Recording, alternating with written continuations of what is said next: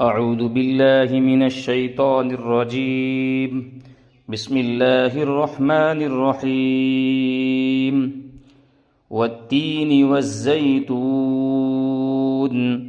وطور سينين وهذا البلد الأمين لقد خلقنا الإنسان في أحسن تقويم ثم رددناه أسفل سافلين إلا الذين آمنوا وعملوا الصالحات فلهم أجر غير ممنون